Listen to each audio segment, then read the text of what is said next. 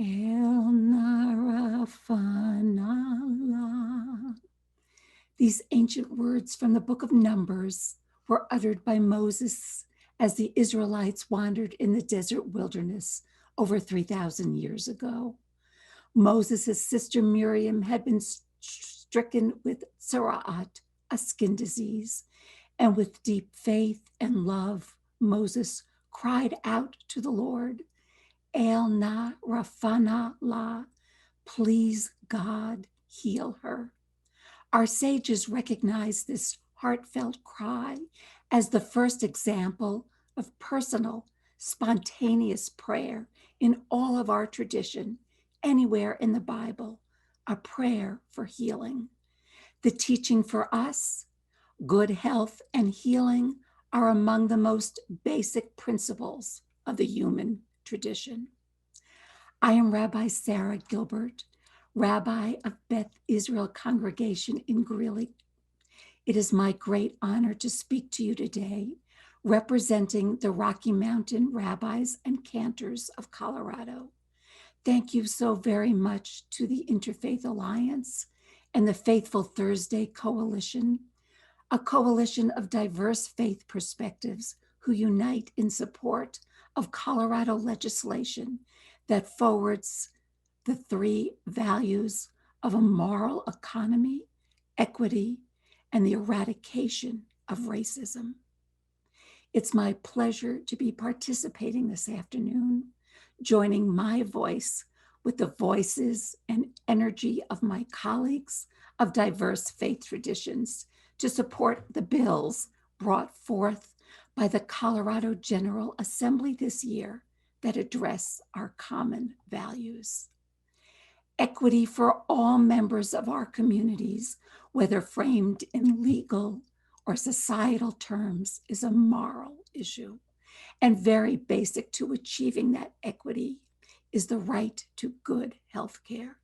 So I've come to encourage your support for House Bill 21 1232, called the Standardized Health Benefit Plan Colorado Option.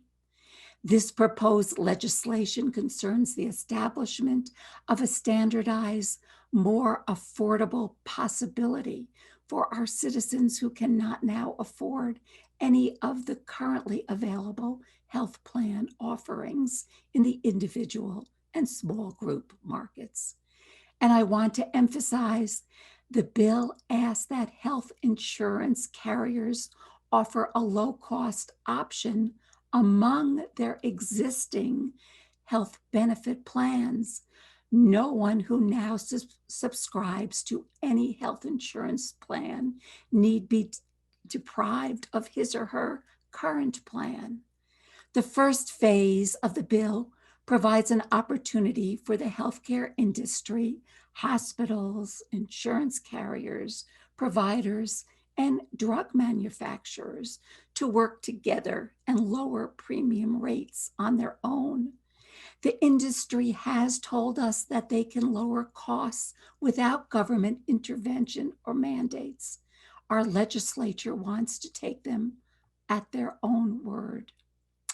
And if it is only if the current insurance carriers choose not to offer such an affordable plan that in the possible second phase of this legislation, the state then establishes an authority to offer an alternative low-cost plan, what's been called the public option. Again, no one who now subscribes to any health insurance plan need be deprived of his or her current plan.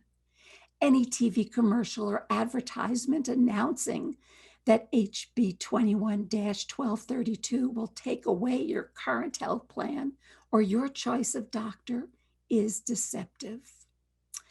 I want to further explain why I and my Interfaith Alliance colleagues have come today to speak about this legislative proposal.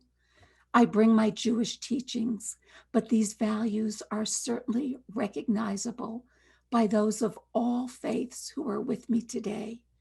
Good health care is an absolute right of every person. According to the teachings of our sages, humankind experienced no disease until our patriarch Jacob became aged and lay on his deathbed in the land of Egypt.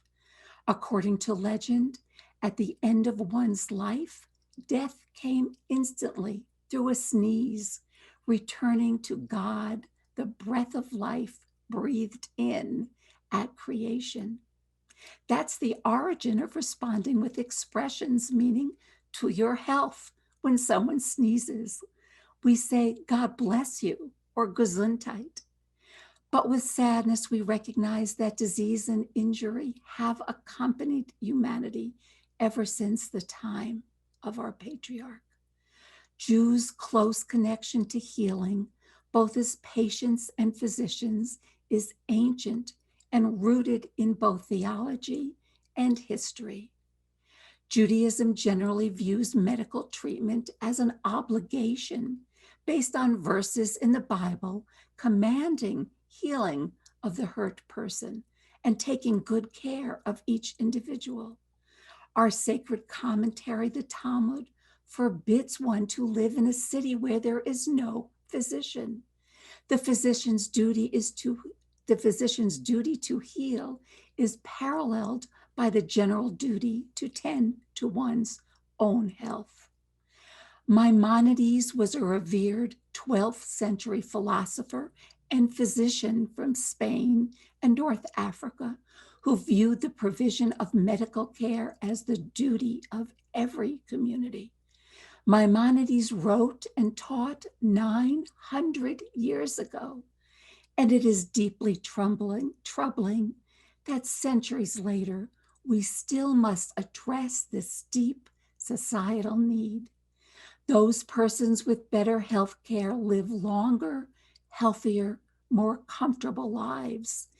This inequity that now exists, this moral injustice, must be addressed and ended. There is a beautiful liturgical Jewish prayer that not only expresses our hopes for healing of those who are ill or suffering, but also affirms the role that each of us has in facilitating that healing.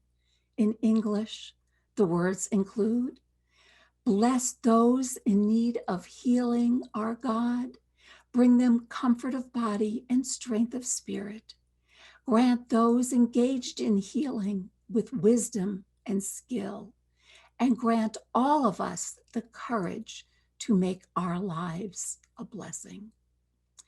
Thank you all for spending this faithful Thursday moment with me. It's a privilege to learn together. We cannot stand idly by regarding health care equity. Now it is our responsibility, our moral obligation to take action. You've seen recent articles in the papers, heard about the proposal in the news. The bill is currently under consideration at our Capitol. You can see details at the legislative website. Please do contact your state senator, your state representative, and urge their support for HB 21-1232, the Standardized Health Benefit Plan option. Thank you so much, and blessings to all for good health, well-being, and shalom for peace.